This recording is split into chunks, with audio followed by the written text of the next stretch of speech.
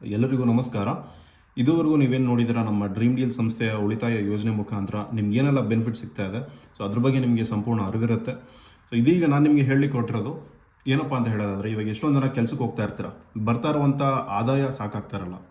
So IT-BT ಕಂಪ್ನಿಗೆ ಹೋಗ್ತೀರಾ, ಜೊತೆಗೆ ಫ್ಯಾಕ್ಟ್ರೀಸ್ಗೆ ಹೋಗ್ತೀರಾ, ಜೊತೆಗೆ ಎಷ್ಟೊಂದು ಜನ ಮನೇಲಿ ಗೃಹಿಣಿಯರು ಇರ್ತಾರೆ, ಸೊ ಸ್ಟೂಡೆಂಟ್ಸ್ ಇರ್ತಾರೆ. ಸೊ ಪಾರ್ಟ್ ಟೈಮ್ ಅರ್ನಿಂಗ್ಸ್ಗೋಸ್ಕರ ಅವರು ಅವಕಾಶನ ಹುಡುಕ್ತಾ ಇರ್ತಾರೆ. ಸೊ ಪ್ರತಿಯೊಬ್ಬರಿಗೂ ನಾವಿಲ್ಲಿ ಒಂದು ಅವಕಾಶನ ಸೃಷ್ಟಿ ಮಾಡಿ ಕೊಡ್ತಾ ಇದ್ದೀವಿ. ಜೊತೆಗೆ ಇನ್ನೊಂದು ದೊಡ್ಡ ಅವಕಾಶ ಏನಂತ ಹೇಳೋದಾದರೆ, ನಿಮಗೆ ಈ ಒಂದು ಸಂಸ್ಥೆ ಮುಖಾಂತರ ಒಬ್ಬ ಉದ್ಯಮಿ ಆಗೋದಕ್ಕೆ ಕೂಡ ನಿಮಗೆ ಒಂದು ಅದ್ಭುತ ಅವಕಾಶ ಕೂಡ ಇಲ್ಲಿ ನಿಮಗೆ ಸಿಗ್ತಾ ಇರುವಂಥದ್ದು. ಸೊ ಏನು ಅಂತ ಹೇಳೋದಾದರೆ, ಅದು ಹೇಳೋದಕ್ಕಿಂತ ಮುಂಚೆ ನಮ್ಮ ಸಂಸ್ಥೆಗೆ ಯಾವ ರೀತಿ ಲಾಭ ಆಗ್ತಾ ಇದೆ, ಸೊ ನಮ್ಗೆ ಯಾವ ರೀತಿ ಲಾಭ ಆಗ್ತಿದೆ ಅದನ್ನು ತಿಳ್ಕೊಂಡ್ರೆ ನಿಮಗೆ ನೆಕ್ಸ್ಟ್ ನಾನು ಏನೇ ಹೇಳಿದ್ರು ಸಂಪೂರ್ಣವಾಗಿ ನಿಮಗೆ ಕ್ಲಾರಿಟಿ ಸಿಗುತ್ತೆ. ಸೊ ಒಬ್ಬ ವ್ಯಕ್ತಿ 1,000 ರೂಪಾಯಿ ತಿಂಗಳಿಗೆ ಅಂತ ಉಳಿತಾಯ ಮಾಡ್ತಾರೆ. ಆ 1,000 ರೂಪಾಯಿ ಉದಾಹರಣೆಗೆ ತಗೊಳ್ಳಿ, ನಮ್ಮ ಒಂದು ಬ್ಯಾಚಲ್ಲಿ 10,000 ಜನ ಗ್ರಾಹಕರು ಇರ್ತಾರೆ. ಆ 10,000 ಜನ ಗ್ರಾಹಕರು ತಿಂಗಳಿಗೆ ಕೇವಲ 1,000 ರೂಪಾಯಿ ಉಳಿತಾಯ ಮಾಡ್ತಿದ್ದಾರೆ ಅಂದರೆ ನಮಗೆ ರೆವಿನ್ಯೂ ಆಗ್ತಾ ಇರುವಂಥದ್ದು 1 ಕೋಟಿ ತಿಂಗಳಿಗೆ ನಮಗೆ ಕಲೆಕ್ಷನ್ ಆಗ್ತಾ ಇರುವಂಥದ್ದು. ಅದೇ 1 ಕೋಟಿ ಏನಾಗುತ್ತೆ, 24 ತಿಂಗಳು 24 ಕಂತಲ್ಲಿ ಕಲೆಕ್ಷನ್ ಆಗುತ್ತೆ. ಸೊ ಒಟ್ಟಾರೆ ನಮಗೆ 2 ವರ್ಷದಲ್ಲಿ ಅಂದರೆ 24 ಕಂತಲ್ಲಿ ಸಿಗ್ತಾ ಇರುವಂಥದ್ದು 24 ಕೋಟಿ ಕಲೆಕ್ಷನ್. ಇದು ಟೋಟಲ್ ಬಂದ್ಬಿಟ್ಟು ನಮಗೆ ರೆವಿನ್ಯೂ ಸಂಸ್ಥೆಗೆ ಬರ್ತಾ ಇರುವಂಥದ್ದು ಬರೀ ಒಂದೇ ಒಂದು ಬ್ಯಾಚಿಂದ. ಇದೇ ರೀತಿ ಹಲವಾರು ಬ್ಯಾಚ್ ಇದ್ದಾವೆ. ಸೊ ನಾನು ನಿಮಗೆ ಉದಾಹರಣೆ ಹೇಳ್ತಾ ಇದ್ದು ಬರೀ ಒಂದೇ ಒಂದು ಬ್ಯಾಚಿಂದ ನಮಗೆ ಇಲ್ಲಿ ಇಷ್ಟು ಸಿಗ್ತಾ ಇರುವಂಥದ್ದು.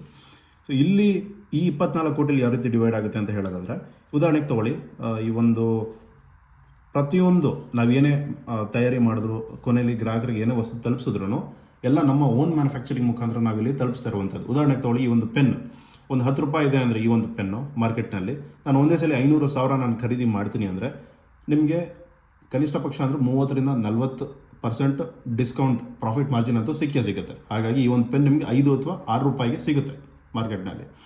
ಇಲ್ಲಿ ನಾವೇನು ಮಾಡ್ತಿದ್ದೀವಿ, ನಮ್ಮದೇ ಸ್ವಂತ ಎಲೆಕ್ಟ್ರಾನಿಕ್ಸ್ ಇದೆ, ಸ್ವಂತ ಫರ್ನಿಚರ್ ಮ್ಯಾನುಫ್ಯಾಕ್ಚರಿಂಗ್ ಇದೆ. ಸೊ ಎಲ್ಲ ಲೆಕ್ಕಾಚಾರ ತೊಗೊಂಡಾಗ ಏನಾಗುತ್ತೆ, ಇದರಲ್ಲಿ ನಮಗೆ 30% ಪ್ರಾಫಿಟ್ ಮಾರ್ಜಿನ್ ಸಿಗ್ತಾ ಇರುವಂಥದ್ದು. ಇನ್ನು 70% ಏನಾಗ್ತಾ ಇದೆ, ಕೊನೆಯಲ್ಲಿ ಉಳಿದಿರುವಂಥ ಎಲ್ಲ ಗ್ರಾಹಕರಿಗೆ ನಾವು ಎಲೆಕ್ಟ್ರಾನಿಕ್ ಆಗಿರ್ಬೋದು ಅಥವಾ ಫರ್ನಿಚರ್ ಪದಾರ್ಥಗಳನ್ನ ನಾವು ಡೆಲಿವರಿ ಮಾಡ್ತಾ ಇರುವಂಥದ್ದು ಈ 70% ಅಮೌಂಟಿಂದ. ಸೊ 30% ಎಷ್ಟು ಅಮೌಂಟ್ ಅಂತ ಲೆಕ್ಕ ತಗೊಳ್ಳೋದಾದರೆ 7 ಕೋಟಿ 20 ಲಕ್ಷದವರೆಗೂ ನಮಗೆ ಲಾಭ ಬರ್ತದೆ. ಇನ್ನು ಉಳಿದಿರುವಂಥ 16 ಕೋಟಿ 80 ಲಕ್ಷದಲ್ಲಿ ನಾವು ಗ್ರಾಹಕರಿಗೆ ಎಲೆಕ್ಟ್ರಾನಿಕ್ ಹಾಗೂ ಫರ್ನಿಚರ್ ಅಥವಾ ನಮ್ಮದೇ ಸ್ಮಾರ್ಟ್ಫೋನ್ ಆಗಿರ್ಬೋದು ಅಥವಾ ಟ್ರಾವೆಲ್ ಏಜೆನ್ಸಿ ಆಗಿರ್ಬೋದು, ಸೊ ಏನು ಬೇಕು, ಏನು ಆಯ್ಕೆ ಮಾಡ್ತೀರಾ ನೀವು, ಪ್ರತಿಯೊಂದು ಇದರಲ್ಲಿ ನಾವು ಕೊಡ್ತಾ ಹೋಗ್ತೀವಿ. ಸೊ ಈಗ ಲಾಭ ಬಂದಿದೆ, ನಮಗೆ ಬಂದಿರುವಂಥ ಲಾಭದಲ್ಲಿ ಯಾವ ರೀತಿ ಡಿವೈಡ್ ಆಗುತ್ತೆ, 1.5 ಕೋಟಿ ಏನಾಗುತ್ತೆ ಡ್ರಾ. ಪ್ರತಿ ತಿಂಗಳು ನಾವೇನು ಲಕ್ಕಿ ಡ್ರಾ ಅಂತ ಏನು ಕಂಡಕ್ಟ್ ಮಾಡ್ತೀವಿ, ಸೊ ಅದ್ರ ಮುಖಾಂತರ 1.5 ಕೋಟಿ ಹೋಗುತ್ತೆ. ಇನ್ನು 1 ಕೋಟಿ 70 ಲಕ್ಷ ಏನಾಗುತ್ತೆ, ಈ ಒಂದು ಸಂಸ್ಥೆಯ ಪ್ರಚಾರಾರ್ಥ ಎಲ್ಲ ಮಾಡ್ತಾರೆ, ಅವ್ರಿಗೆ ಆದಾಯ ರೂಪದಲ್ಲಿ ಹೋಗುತ್ತೆ, ಇನ್ಕಮ್. ಸೊ 1.5 ಕೋಟಿ ಮತ್ತು 1 ಕೋಟಿ 70 ಲಕ್ಷ ಎರಡನ್ನೂ ಈ ನಮಗೆ ಬಂದಿರುವಂಥ ಲಾಭದಲ್ಲಿ ತೆಗೆದ್ರೂ ನಮಗೆ 4 ಕೋಟಿ ಬ್ಯಾಲೆನ್ಸ್ ಇನ್ನು ಉಳ್ಕೊಳ್ಳುತ್ತೆ. ಪ್ರಾಫಿಟ್ ಬಂದಿರೋದು 7 ಕೋಟಿ 20 ಲಕ್ಷ. ಇದರಲ್ಲಿ ನಾವು ಪ್ರಾಫಿಟಲ್ಲಿ ನಾವು ಉಚಿತವಾಗಿ ಎಲ್ಲ ಕೊಡ್ತಾ ಇದ್ದೀವಿ. ಎಲ್ಲ ಕೊಟ್ಟರು ನಮಗೆ ಕೊನೆಯಲ್ಲಿ 4 ಕೋಟಿ ನಮಗೆ ಇನ್ನೂ ಉಳಿದಿರುವಂಥ ಪ್ರಾಫಿಟ್ ಅಂತ ನಮಗೆ ಕನ್ಸಿಡರ್ ಆಗುತ್ತೆ. ಸೊ ಈ 4 ಕೋಟಿ ಬಂದಿರೋದ್ರಲ್ಲಿ ಯಾವ ರೀತಿ ಡಿವೈಡ್ ಆಗುತ್ತೆ ಅಂದರೆ, ಇವಾಗ ನಾನು ಹೇಳಿದೆ ಆವಾಗಲೇ, ನೀವು ಕೂಡ ಒಬ್ಬ ಉದ್ಯಮಿ ಆಗ್ಬೋದು. ಸೊ ಸಂಸ್ಥೆಯಲ್ಲಿ ಪ್ರತಿಯೊಬ್ಬರಿಗೂ ಒಂದು ಅವಕಾಶ ಕೊಡ್ತಾ ಇದೆ, ಏನು, ನೀವು ಕೂಡ ಓನರ್ ಆಗ್ಬೋದು ಅಂಥೇಳಿ. ಸೊ ಬಂದಿರುವಂಥ ಲಾಭದಲ್ಲಿ 60% ಸಂಸ್ಥೆ ತಗೊಳುತ್ತೆ. ಸೊ ಡ್ರೀಮ್ ಡೀಲ್ 60% ತಗೊಳುತ್ತೆ. So 40% franchise owner. ನೀವು ಅಕಸ್ಮಾತ್ ನೀವು ಈ ಒಂದು ಬ್ಯಾಚ್ 10,000 ಜನ ಇರುವಂಥ ಒಂದು ಬ್ಯಾಚ್ನ ನೀವು ನಡೆಸಿದ್ದೀರಾ ಅಂದರೆ ನಿಮಗೆ ಈ 40% ಪಾಲಾಗುತ್ತೆ. ಸೊ ಕನಿಷ್ಠ ಪಕ್ಷ ಅಂದರೂ 4 ಕೋಟಿ 40% ಅಂತ ಲೆಕ್ಕ ತೊಗೊಂಡ್ರು 1.5 ಕೋಟಿವರೆಗೂ ಅಂದಾಜನ ಹೇಳ್ತಿರೋದು.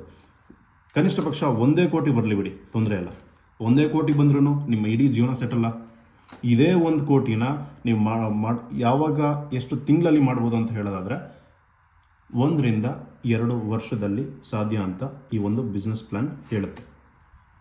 ಇದೇ 1 ಕೋಟಿ ದುಡ್ಡು, ಇದೇ 1 ಕೋಟಿ ಆದಾಯನ ಒಬ್ಬ ವ್ಯಕ್ತಿ, ಸಾಮಾನ್ಯ ವ್ಯಕ್ತಿ ಸಂಬಳಕ್ಕೋಸ್ಕರ ಹೋಗ್ಕೊಂಡು ಮಾಡಬೇಕು ಅಂತ ತಗೊಳ್ಳೋದ್ರ ವಿಚಾರ ಮಾಡಿದ್ರೆ ಕನಿಷ್ಠ ಪಕ್ಷ 25 ರಿಂದ 30 ವರ್ಷ ಆದರೂ ತಗೊಳುತ್ತೆ. ಇದು ಜಾಬ್ನಲ್ಲಿ. ಬಟ್ ನಾವಿಲ್ಲಿ ಜಾಬ್ ಮಾಡ್ತಾ ಇಲ್ಲ, ಬಿಸ್ನೆಸ್ ಮಾಡ್ತಾ ಇರೋದು. ಸೊ ಈ 1 ಕೋಟಿ ಬರೀ 1 ರಿಂದ 2 ವರ್ಷದಲ್ಲಿ ಆ್ಯಸ್ ಅ ಶೇರ್ ಹೋಲ್ಡರ್ ಆಗಿ ಕೂಡ ನೀವು ಬರ್ಬೋದು. ಸೊ ಸಂಸ್ಥೆಗೆ ಈ ರೀತಿ ಲಾಭ ಆಗ್ತಾ ಇದೆ. ಇಲ್ಲಿ ನಿಮ್ಗೆ ಯಾವ ರೀತಿ ಆದಾಯ ಶುರುವಾಗುತ್ತೆ ಅಂತ ಹೇಳೋದಾದರೆ ಇಲ್ಲಿಗೆ ಬರೋಣ. ಸೊ ಮೊದಲನೇದಾಗಿ ಆ್ಯಸ್ ಅ ಕಸ್ಟಮರ್ ಆಗಿ ನೀವು ಬಂದಿರ್ತೀರ. ಕಸ್ಟಮರ್ ಆಗಿ ಬಂದಿದ್ದೀರಾ, ಒಂದು ಕಾರ್ಡ್ ಹಾಕ್ಕೊಂಡು ಉಳಿತಾಯ ಅಂತ ನೀವು ಮಾಡ್ಕೊಂಡಿರ್ತೀರ, ನಿಮ್ಮ ಹೆಸರಲ್ಲೋ ಅಂತ ನಿಮ್ಮ ಫ್ಯಾಮಿಲಿ ಹೆಸರಲ್ಲೋ. ಇಲ್ಲಿಂದ ನೀವೇನು, ನಾನು ಆದಾಯ ಮಾಡಬೇಕು ಅಂತ ನಿಮಗೆ ಇಚ್ಛೆ ಇದ್ದಲ್ಲಿ ಒಂದು ರೆಫರೆನ್ಸ್ ಮುಖಾಂತರ, ಈಗ ಉದಾಹರಣೆ ಹೇಳೋದಾದರೆ ಇವಾಗ ನೀವು ಯಾವುದೋ ಒಂದು ಸಾಮಾನ್ಯವಾಗಿ ಹುಡುಗಿರು ಏನು ಮಾಡ್ತಾರೆ, ಇವಾಗ ಬ್ರ್ಯಾಂಡ್ಸ್ ಬಗ್ಗೆ ಹೇಳೋದಾದರೆ ಝಾರಾ ಆಗಿರ್ಬೋದು, ಪೂಮಾ ಆಗಿರ್ಬೋದು, ಹುಡುಗಿರು ಖರೀದಿ ಮಾಡಿದ ತಕ್ಷಣ ಏನು ಮಾಡ್ತಾರೆ, ಒಂದು ಫೋಟೋ ಏನು ಮಾಡ್ತಾರೆ, ಒಂದು ಸ್ನ್ಯಾಪ್ ಹಿಂಗೆ ಹೊಡೆದು ಸ್ಟೋರಿ ಸ್ಟೇಟಸ್ ಅಂತ ಹಾಕ್ತಾರೆ. ಬಟ್ ಅಲ್ಲಿ ಲಾಭ ಯಾರಿಗಾಗ್ತಿದೆ, ಸಂಸ್ಥೆಗೆ ಲಾಭ ಆಗ್ತದೆ. ಬಟ್ ಈ ಹುಡುಗಿರಿಗೆ ಏನಾಗ್ತದೆ, ಅದು ಹುಡುಗರಿಗೆ ಏನಾಗ್ತದೆ, ಸೊ ಏನೂ ಆಗ್ತಾ ಇಲ್ಲ. ಇವ್ರಿಗೊಂದು ಖುಷಿ ಅಷ್ಟೇ, ಸೋಷಿಯಲ್ ಮೀಡಿಯಾಯಿಂದ ಇವರು ಬಳಕೆ ಮಾಡ್ತಾರೆ ಆ್ಯಂಡ್ ಒಂದು ಎಂಟರ್ಟೈನ್ಮೆಂಟ್ ಅನ್ನೋದು ಸಿಗ್ತಾ ಇದೆ ಅಷ್ಟೇ. ಬಟ್ ಇವರಿಗೆ 1 ನಯ ಪೈಸಾ ಲಾಭ ಇಲ್ಲ. ಲಾಭ ಆಗ್ತಿರೋದು ಯಾವುದೋ ಬೇರೆ ಸಂಸ್ಥೆ ಓನರ್ಗೆ ಲಾಭ ಆಗ್ತಿರೋದು. ಬಟ್ ಇಲ್ಲಿ ನಾವೇನು ಮಾಡ್ತಿದ್ದೀವಿ ಅಂದರೆ, ನೀವು ಈ ಒಂದು ಬ್ರ್ಯಾಂಡ್ನ ಪ್ರಮೋಟ್ ಮಾಡಿ, ಓಕೆನಾ. ಸೊ ಇದು ಒಂದು ಬ್ರ್ಯಾಂಡ್ ಪ್ರಮೋಷನ್ ಅಂತ ನಾವು ಹೇಳ್ತೀವಿ, ಬ್ರ್ಯಾಂಡ್ ಪ್ರಮೋಷನ್ ಇನ್ಕಮ್. ಈ ಒಂದು ಬ್ರ್ಯಾಂಡ್ ಪ್ರಮೋಟ್ ಮಾಡ್ತೀರಾ ಎಲ್ಲಿ, ನಿಮ್ಮ ಸೋಷಿಯಲ್ ಮೀಡಿಯಾ ಮುಖಾಂತರ, ವಾಟ್ಸಪ್ ಆಗಿರ್ಬೋದು, Instagram, Facebook, Snapchat, so YouTube, ಎಲ್ಲಾದ್ರ ಮುಖಾಂತರ ನೀವೇನು ಮಾಡ್ತೀರಾ, ಒಂದು ಬ್ರ್ಯಾಂಡ್ನ, ಈ ಡ್ರೀಮ್ ಡೀಲ್ ಬ್ರ್ಯಾಂಡ್ನ ಪ್ರಮೋಷನ್ ಮಾಡ್ತೀರಾ. ಸೊ ಪ್ರಮೋಷನ್ ಮಾಡ್ತಾ ಮಾಡ್ತಾ ನಿಮ್ಗೆ ಏನಾಗುತ್ತೆ, 1 ರಿಂದ 10 ರೆಫರೆನ್ಸ್ವರೆಗೂ ನಿಮಗೆ 250 ರೂಪಾಯಿ ನಿಮಗೆ ಸಿಗುತ್ತೆ. ಅದರ ನಂತರ 10 ರಿಂದ 20 ರೆಫರೆನ್ಸ್ ನೀವೇನು ಮಾಡ್ತೀರಾ, ನಿಮಗೆ 350 ರೂಪಾಯಿ ಸಿಗುತ್ತೆ. ಈ 10 ರಿಂದ 20ವರೆಗೂ ಮಾಡಿದಿರಾ, 350 ರೂಪಾಯಿ, 250 ರೂಪಾಯಿ ಇನ್ಕಮ್ ಕೂಡ ಒಂದೊಂದು ಪರ್ ರೆಫರಲಿಂದ ನೀವು ತೊಗೊಂಡಿದ್ದೀರಾ. ಅದಾದ ನಂತರ ಏನು ಮಾಡುತ್ತೆ ಸಂಸ್ಥೆ, ನಿಮ್ಮ ಒಂದು ನೋಟುಗಳನ್ನೆಲ್ಲ ಪರಿಶೀಲನೆ ಮಾಡುತ್ತೆ. ಅದಾದ ನಂತರ ನಿಮ್ಗೆ ಏನು ಮಾಡುತ್ತೆ ಸಂಸ್ಥೆ, ಒಂದು ಪ್ರಮೋಟಿಂಗ್ ಪಾರ್ಟ್ನರ್ ID ಅಂತ ವ್ಯವಸ್ಥೆ ಆಗುತ್ತೆ.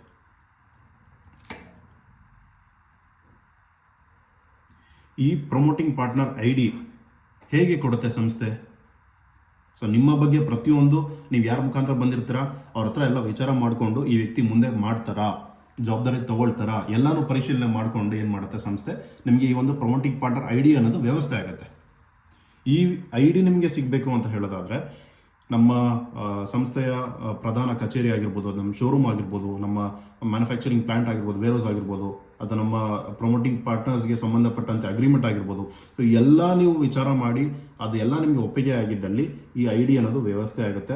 ID ವ್ಯವಸ್ಥೆ ಆದ ನಂತರ ಅಸಲಿ ಆಟ ಶುರು ಅಂತಲೇ ನಾನು ಹೇಳ್ಬೋದು. ಸೊ ಆಟ ನೋಡ್ತೀರಾ, ಇಲ್ಲಿ ನೋಡಿ.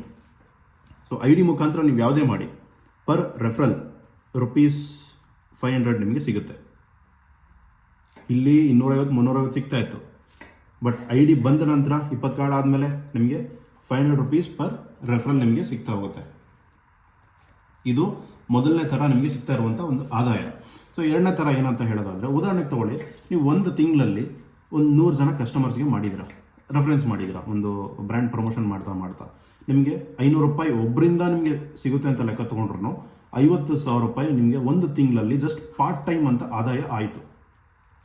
ಹೌದಾ? ಸೊ ಪಾರ್ಟ್ ಟೈಮ್ ಅಂತ ಆದಾಯ ಆಗೋದ್ರ ಜೊತೆಗೆ ನಿಮ್ಗೆ ಇಲ್ಲಿ ಏನಾಗಿದೆ, ನಿಮಗೆ ಆ್ಯಕ್ಟಿವ್ ಇನ್ಕಮ್ ಅಂತ ನಾವು ಹೇಳ್ಬೋದು. ಸೊ ಎರಡನೇ ವಿಚಾರ ಇಲ್ಲಿ ಹೇಳೋದಾದರೆ ಪ್ಯಾಸಿವ್ ಇನ್ಕಮ್ ಅಂತ ಬರುತ್ತೆ. ಪ್ಯಾಸಿವ್ ಇನ್ಕಮ್ ಅಂದ್ರೆ ಏನು, ನೀವು ಕೆಲಸ ಮಾಡಿಲ್ಲ ಅಂದ್ರೂ ಆದಾಯ ಬರುತ್ತೆ. ಆ ರೀತಿ ರೀಪೇಮೆಂಟ್ ಇನ್ಕಮ್ ಅಂತ ಹೇಳ್ತೀವಿ. ಸೊ 3% ರೀಪೇಮೆಂಟ್ ಇನ್ಕಮ್ ಅಂತ ಬರುತ್ತೆ ನಿಮಗೆ. ಆಯಾ ಗ್ರಾಹಕರು ಯಾರೆಲ್ಲ ಇರ್ತಾರೆ, ಉದಾಹರಣೆಗೆ ತೊಗೊಳ್ಳಿ, ನೀವು 100 ಕಸ್ಟಮರ್ ಮಾಡಿದ್ದೀರಾ ಅಂತ ನಾನು ಹೇಳಿದೆ. ಅದೇ 100 ಜನ ಗ್ರಾಹಕರು ಏನು ಮಾಡ್ತಾರೆ, ಪ್ರತಿ ತಿಂಗಳು ರೀಪೇಮೆಂಟ್ ಮಾಡಿದಾಗ ಆ ₹1,000 ಅವ್ರೇನು ಕಂತನ್ನು ಕಟ್ತಾರೆ, ಪಾವತಿ ಮಾಡ್ತಾರೆ, ಅದರಲ್ಲಿ ನಿಮಗೆ 3% ಸಿಗುತ್ತೆ. ಆ 3% ಅಂದರೆ ₹1,000 ₹30 ಆಯಿತಾ. ಸೊ ತಿಂಗಳ ₹3,000 ನೀವೇನು ಕೆಲಸ ಮಾಡಿಲ್ಲ ಆದರೂ ಆದಾಯ ಬರ್ತಾ ಇದೆಯಾ. ಸೊ ಇದನ್ನು ಪ್ಯಾಸಿವ್ ಇನ್ಕಮ್ ಅಂತ ಹೇಳೋದು. ಏನು ಸ್ಟಾರ್ಟಿಂಗಲ್ಲಿ ಅಷ್ಟೇ ನೀವು ಕಷ್ಟಪಟ್ಟಿರ್ತೀರ ಸರ್, ಅವ್ರ ಹತ್ರ ಒಂದು ಮಾತಾಡಿ ಅವ್ರನ್ನ ಮನವರಿಕೆ ಮಾಡಿ ಒಂದು ಕಾರ್ಡ್ ಹಾಕ್ಸಿರ್ತೀರ, ಅದ್ರ ಮುಖಾಂತರ ನಿಮಗೆ ₹500 ಇನ್ಕಮ್ ಸಿಕ್ಕಿರುತ್ತೆ. ಬಟ್ ಎರಡನೇ ಕಂತಿಂದ ಏನಾಗುತ್ತೆ, ನಿಮಗೆ ಬರೀ ಕಂತು ತುಂಬೋದ್ರ ಮುಖಾಂತರನೇ ತಿಂಗಳ ₹3,000 ಏನೂ ಕೆಲಸ ಮಾಡ್ದೇ ನಿಮ್ಮ ಅಕೌಂಟಿಗೆ ಬಂದು ಜಮೆ ಆಗ್ತಾ ಇರುತ್ತೆ. ಸೊ ಇದು ಪ್ಯಾಸಿವ್ ಇನ್ಕಮ್ನ ಪವರ್ ಅಂತಲೇ ಹೇಳ್ಬೋದು. ಅದಾದ ನಂತರ ID ಹೆಂಗಿದ್ರು ನಿಮಗೆ ವ್ಯವಸ್ಥೆ ಆಗಿರುತ್ತೆ. ಸೊ ರೀಪೇಮೆಂಟ್ ಇನ್ಕಮ್ ಅಂತಲೂ ಕೂಡ ನಿಮಗೆ ಎಲಿಜಿಬಲ್ ಆಗಿರ್ತೀರ. ಅದಾದಮೇಲೆ ಇನ್ನೊಂದು ಅವಾರ್ಡ್ಸ್ ಆ್ಯಂಡ್ ರಿವಾರ್ಡ್ಸ್ ಇನ್ಕಮ್ ಅಂತ ಕೂಡ ನಾನು ಹೇಳ್ತೀನಿ. ನೀವು ಒಂದು 25 ಕಾರ್ಡ್ ಮಾಡ್ತೀರಾ ಅಂತ ತೊಗೊಳ್ಳಿ ID ಬಂದ ಮೇಲೆ. ಅವಾಗ ಏನಾಗುತ್ತೆ, ಸಂಸ್ಥೆ ನಿಮಗೆ ಒಂದು ಗಿಫ್ಟ್ ಅಂತ ಕೊಡುತ್ತೆ. ಏನಪ್ಪ ಗಿಫ್ಟು ಅಂತ ಹೇಳೋದಾದರೆ ಒಂದು ಸ್ಮಾರ್ಟ್ ವಾಚ್. ಸೊ ಈ ರೀತಿ ನೀವೇನು ನೋಡ್ತಿದ್ದೀರಾ, ಒಂದು ಸ್ಮಾರ್ಟ್ ವಾಚ್ನ ಸಂಸ್ಥೆ ನಿಮಗೆ ಗಿಫ್ಟಾಗಿ ಕೊಡುತ್ತೆ. ಅಕಸ್ಮಾತ್ ನೀವು 50 ಕಾರ್ಡ್ ಮಾಡ್ತೀರಾ. ಸೊ 50 ಕಾರ್ಡ್ ಮಾಡಿದ್ಮೇಲೆ ನಿಮ್ಗೆ ಏನಾಗುತ್ತೆ, ಒಂದು ಗೋವಾ ಟ್ರಿಪ್ ಅನ್ನೋದನ್ನು ಸಂಸ್ಥೆಯಲ್ಲಿ ನಿಮಗೆ ಸ್ಪಾನ್ಸರ್ ಮಾಡುತ್ತೆ. ಲ್ಯಾಂಡ್ ಪ್ಯಾಕೇಜ್ ಏನಿದೆ ಸಂಸ್ಥೆ ಮುಖಾಂತರ ನಿಮ್ಗೆ ಸ್ಪಾನ್ಸರ್ ಆಗುತ್ತೆ. 150 ಕಾರ್ಡ್ ಮಾಡ್ತೀರಾ, ಒಂದು 10 ಇಂಚದು ಒಂದು ಟ್ಯಾಬ್ ನಿಮಗೆ ಸಂಸ್ಥೆ ಸ್ಪಾನ್ಸರ್ ಮಾಡುತ್ತೆ.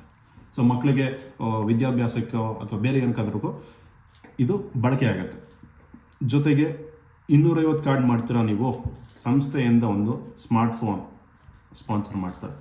500 ಕಾರ್ಡ್ ಮಾಡ್ತೀರಾ, ತಾಯ್ನಾಡಲ್ಲಿದ್ದೀರಾ, ಥೈಲ್ಯಾಂಡ್ಗೆ ಕಳಿಸ್ತಾರೆ ಸಂಸ್ಥೆಯಿಂದ. ಸೊ ಫಾರಿನ್ ಟ್ರಿಪ್ ಆಗಿರುತ್ತೆ.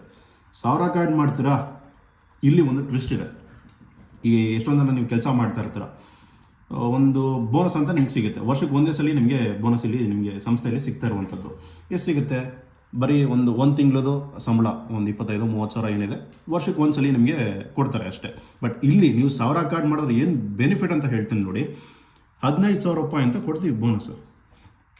ವರ್ಷಕ್ಕಲ್ಲ, ವರ್ಷಕ್ಕೆ ಒಂದು ಸಲ ಅಲ್ಲ, ಇಡೀ ವರ್ಷಕ್ಕೆ ನಾವು ಇಲ್ಲಿ ನಿಮಗೆ ಕೊಡ್ತಾ ಹೋಗ್ತೀವಿ. ಅಂದರೆ 12 ತಿಂಗಳಿಗೂ ಕೂಡ ನಾವು 15,000 ರೂಪಾಯಿ ನಿಮಗೆ ಬೋನಸ್ ಅಂತ ಸಿಗ್ತಾ ಹೋಗುತ್ತೆ ತಿಂಗಳ.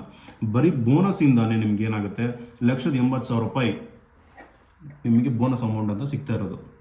ಬಟ್ ಹೊರಗಡೆ ನೀವು ಕೆಲಸ ಮಾಡಿಕೊಂಡು ನೀವು ಬೋನಸ್ ತೊಗೊಳ್ತೀನಿ ಅಂದರೆ 25-30 ಸಾವಿರ. ಡ್ರೀಮ್ ಡೀಲಲ್ಲಿ ನೀವು ತೊಗೊಳ್ತೀನಿ ಅಂತ ಹೇಳೋದಾದರೆ 1,80,000 ರೂಪಾಯಿ. ಎಷ್ಟು ಬೆನಿಫಿಟ್ಸ್ ಆಯಿತು ಇಲ್ಲಿ, ಬೋನಸ್ ಆಯಿತು, ಆ ವಾಚ್ ಆ್ಯಂಡ್ ರಿವಾರ್ಡ್ಸ್ ಆಯಿತು, ರೀಪೇಮೆಂಟ್ ಆಯಿತು, ಡೈರೆಕ್ಟ್ ರೆಫರಲ್ಲೂ ಆಯಿತು. ಸೊ ಇಷ್ಟೆಲ್ಲ ನಿಮಗೆ ಬೆನಿಫಿಟ್ಸು ಈ ಒಂದು ಆದಾಯದ ಮುಖಾಂತರ, ಅಂದರೆ ಈ ಒಂದು ಸಂಸ್ಥೆಯ ಬಿಸ್ನೆಸ್ ಪ್ಲಾನ್ ಮುಖಾಂತರ ಸಿಗ್ತಾ ಇರುವಂಥದ್ದು. ಸೊ ಇದಾಗಿದೆ. ಜಸ್ಟ್ ಪಾರ್ಟ್ ಟೈಮಲ್ಲಿ ನಾನು ಏನೋ ಒಂದು ಸಣ್ಣ ಪುಟ್ಟ ಅರ್ನಿಂಗ್ಸ್ ಮಾಡ್ತೀನಪ್ಪ ಅಂತ ಆ ರೀತಿ ಒಂದು ಆಲೋಚನೆ ಇಟ್ಕೊಂಡಿರುವಂಥ ವ್ಯಕ್ತಿಗಳಿಗೆ ಇಷ್ಟು ಸೂಕ್ತ ಆಗುತ್ತೆ, ಅನ್ವಯ ಆಗುತ್ತೆ.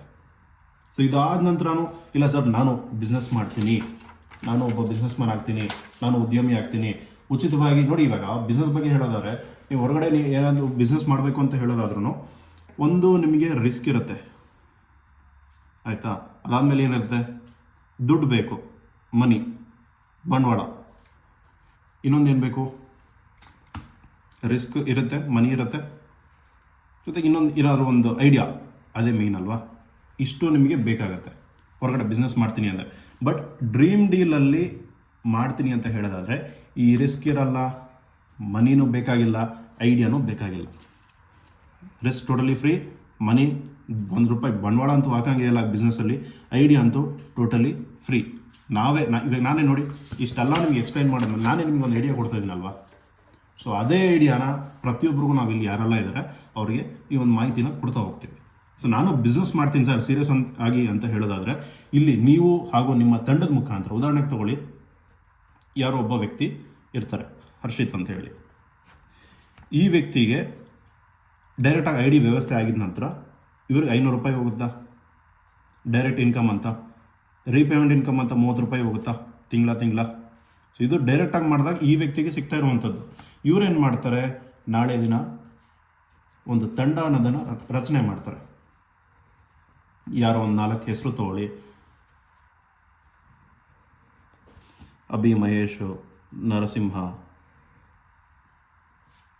ಮತ್ತು ಶಿವಪ್ಪ ಅಂಥೇಳಿ ಹೆಸರು ತಗೊಳ್ಳಿ. 4 ಜನ ಸ್ನೇಹಿತರಿಗೆ ಜಸ್ಟ್ ರೆಫರೆನ್ಸ್ ಮಾಡ್ತಾರೆ. ಏನು ಈ ವ್ಯಕ್ತಿಗೆ ಏನು ಅವಕಾಶ ಸಿಕ್ಕಿದೆ ಅದೇ ಅವಕಾಶನ ಈ 4 ಜನ ವ್ಯಕ್ತಿಗೆ ಹಂಚ್ತಾ ಬಂದಿದ್ದಾರೆ ಅಷ್ಟೇ. ನಾಳೆ ದಿನ ಇವರು ಕೂಡ 20 ಕಾರ್ಡ್ ಕಂಪ್ಲೀಟ್ ಮಾಡಿದ ನಂತರ ಇವ್ರಿಗೆ ಐ ಡಿ ವ್ಯವಸ್ಥೆ ಆದಮೇಲೆ ಇವ್ರಿಗೆ ₹500 ಹೋಗುತ್ತಾ ಡೈರೆಕ್ಟಾಗಿ, ಇಂಡೈರೆಕ್ಟಾಗಿ ₹30 ಅಂತ ರೀಪೇಮೆಂಟ್ ಅಂತ ಹೋಗುತ್ತಾ. ಸೊ ಪ್ರತಿಯೊಬ್ಬರಿಗೂ ಕೂಡ ಹೋಗುತ್ತೆ. ಸೊ ಇವ್ರಿಗೂ ಅದೇ ಹೋಗುತ್ತೆ, ಇವ್ರಿಗೂ ಅದೇ ಹೋಗುತ್ತೆ. ಆದರೆ ಈ ವ್ಯಕ್ತಿಗೆ ಏನು ಸಿಕ್ತು, ಇಂಡೈರೆಕ್ಟಾಗಿ ಇವ್ರಿಗೆ ₹500 ಹೋಗುತ್ತಾ, ಈ ವ್ಯಕ್ತಿಗೆ ₹100 ಸಿಗುತ್ತೆ. ಇವರು ರೀಪೇಮೆಂಟಲ್ಲಿ ₹30 ಹೋಗುತ್ತಾ, ಈ ವ್ಯಕ್ತಿಗೆ ಇಂಡೈರೆಕ್ಟಾಗಿ 0.5% ಲೆಕ್ಕದಂಗೆ ₹5 ಸಿಗುತ್ತೆ. ಇದನ್ನು ನಾವೇನು ಹೇಳ್ತೀವಿ, ಲೆವೆಲ್ ಎ ಅಂತ ಹೇಳ್ತೀವಿ. ಎ ಲೆವೆಲ್ಗೆ ಅನ್ಲಿಮಿಟೆಡ್ ಸ್ಪಾನ್ಸರ್ ಮಾಡ್ಬೋದು. ನೀವು ಎಷ್ಟು ಜನರು ಬೇಕಾದರೂ ನೀವು ಡೈರೆಕ್ಟ್ ಸ್ಪಾನ್ಸರ್ ಮಾಡಿ ಎ ಲೆವೆಲ್ನ ನೀವು ಎಷ್ಟು ವಿಡ್ತ್ ಮಾಡಿಕೊಂಡಷ್ಟು ನಿಮಗೆ ಆದಾಯ ಇನ್ನೂ ಜಾಸ್ತಿ ಹೆಚ್ಚುತ್ತಾ ಹೋಗುತ್ತೆ. ಇದೇ ರೀತಿ ಪ್ರತಿಯೊಬ್ಬ ವ್ಯಕ್ತಿಯಿಂದನೂ ನಿಮಗೆ ಈ ₹100 ಆಗಲಿ ಅಥವಾ ರೀಪೇಮೆಂಟಿಂದ ಬರುವಂಥದ್ದು ಆ್ಯಡ್ ಆಗುತ್ತೆ. ಉದಾಹರಣೆಗೆ ತೊಗೊಳ್ಳಿ, ಎ ಲೆವೆಲಲ್ಲಿ 10 ಜನ ಇದ್ದಾರೆ. ಆ 10 ಜನ ಏನು ಮಾಡ್ತಾರೆ, ಇದೇ ರೀತಿ 4 ಜನ ಥರನೇ ಒಂದು 10 ಜನ ಇದ್ದಾರೆ. ಆ 10 ಜನ ಡೈಲಿ ಒಂದೊಂದೇ ಕಾರ್ಡ್ ಮಾಡಲಿ, ಅವ್ರಿಗೆ 500 ರೂಪಾಯಿ ಹೋಗುತ್ತಾ, ಇವ್ರಿಗೆ 500 ರೂಪಾಯಿ ಹೋಗುತ್ತೆ. ಬಟ್ ಈ ವ್ಯಕ್ತಿಗೆ ಏನು ಹೋಗುತ್ತೆ, 100 ರೂಪಾಯಿ ಇಂಡೈರೆಕ್ಟಾಗಿ. 10 ಜನ ಡೈಲಿ ಒಂದೊಂದೇ ಕಾರ್ಡ್ ಮಾಡಿದ್ರು 100 ರೂಪಾಯಿ ಲೆಕ್ಕದಂಗೆ ದಿನಕ್ಕೆ 1000 ರೂಪಾಯಿ ಕೆಲಸ ಮಾಡಿದ್ರ ಇಲ್ಲಿ ಇಲ್ಲ.